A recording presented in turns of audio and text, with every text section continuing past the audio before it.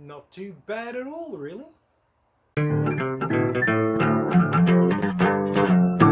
Dial M for Murder. Released in 1954 and directed by the legendary Alfred Hitchcock. Starring Ray Millard, Grace Kelly, Robert Cummings, Anthony Dawson, and John Williams.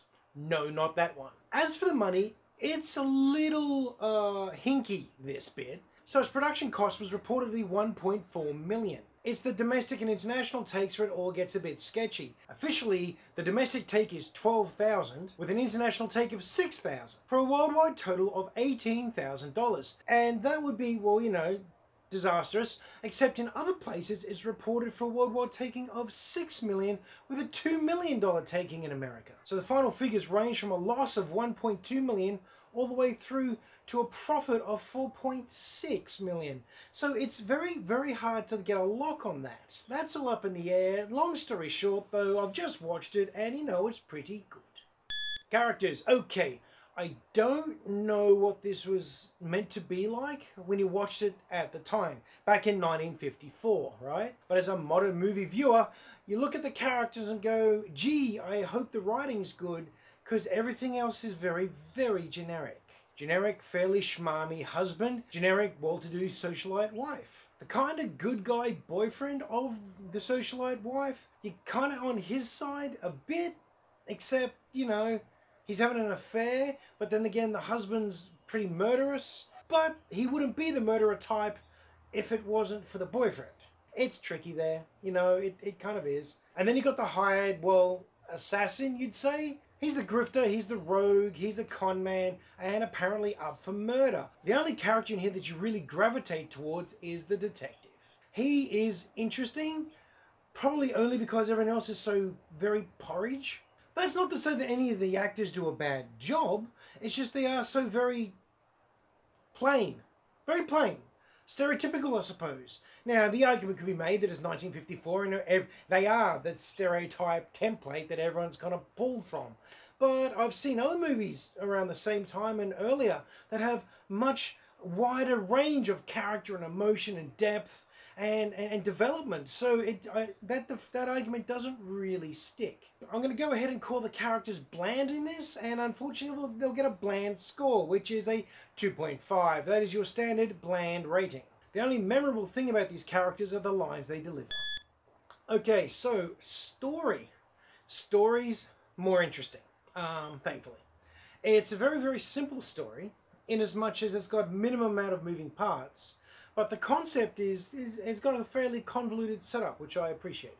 You got the husband and you got the wife. At one stage, the husband was running around being famous as a tennis player, I believe, and she was a bored housewife who had an affair with someone else. Husband decides to give up tennis and focus on being a husband. Wife falls back in love with the husband and ditches the boyfriend. Turns out the husband was always known about the boyfriend, and he's rather a murderously jealous type. In the end, he's not even jealous anymore, he's just murderous.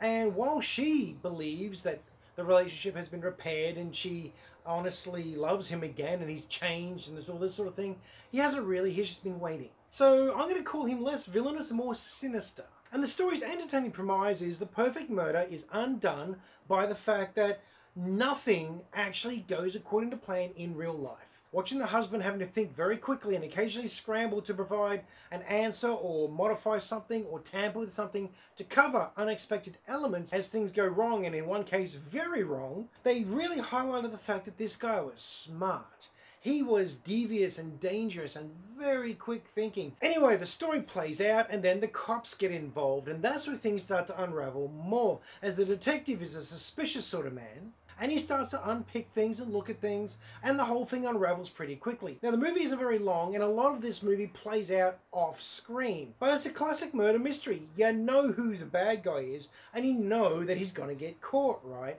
It's just how does he get caught? And how do they go about proving it? And is it going to make logical sense to you as a viewer when they do? And happy days, it does. It's definitely one of the better stories out there, and I'm very happy to give it a 3.5. Look and feel. Okay, it's in black and white. That's the first bit. Is it? No, it isn't. It's not in black and white. But it felt like it was in black and white. In my mind, I'm remembering this black and white. I have to go check that. Excuse me. Yeah, it's in colour. How bizarre. I remember it being black and white. But it's definitely in colour. It's all a bit special really, isn't it? Anyway, all the bad wiring in my brain aside, looks okay for what it is, you know? It's set across what? There's 1, 2 sets. There's 2 sets.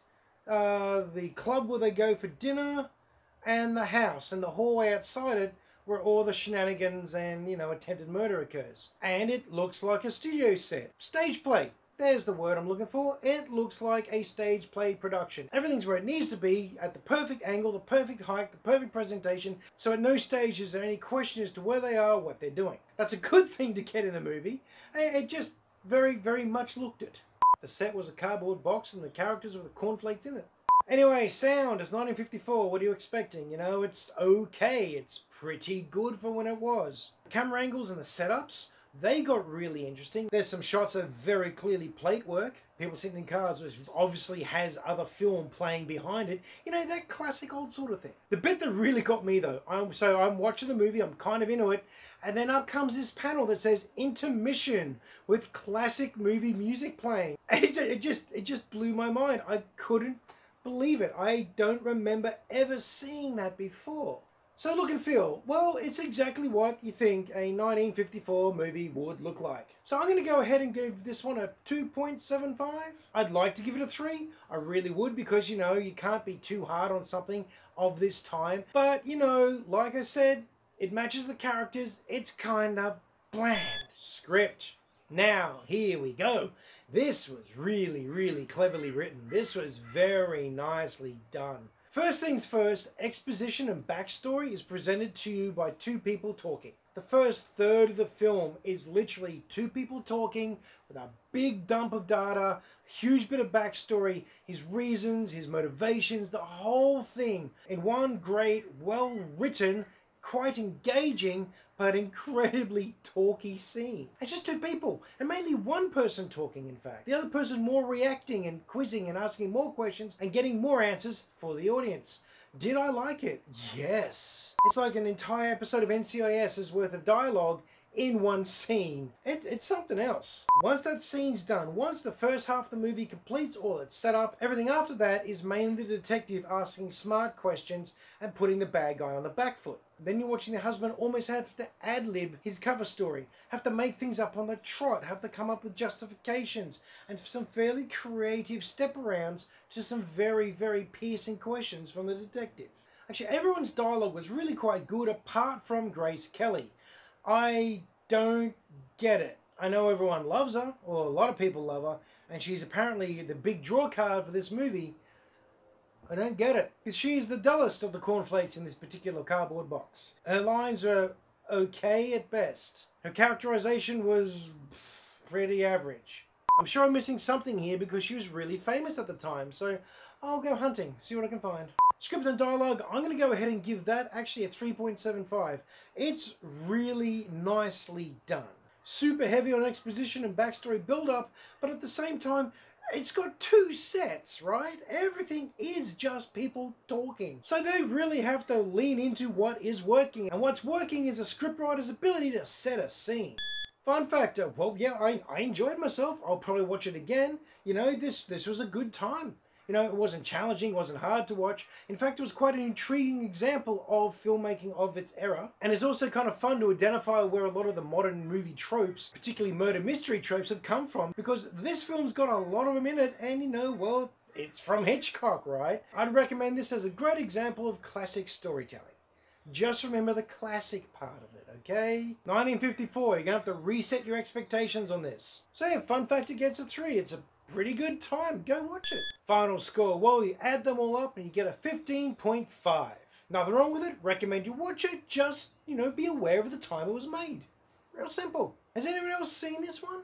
And I expect that quite a few of you haven't. I mean, I never saw it before. It was just happened to be sitting on my mate's shelf and I said, oh, can I borrow that? But for those of you who have, what did you actually think of it? Please comment down below or on the Facebook page. And I would like to know if there's any other movies of this era that, you know, people would recommend. But there's my review. Hope you enjoyed it. Please like, share and subscribe. I'd really like to try and hit the target number of 150 subscribers this year. That'd be really cool. But more importantly, I hope you're having a great week and that you get some time to go watch a movie.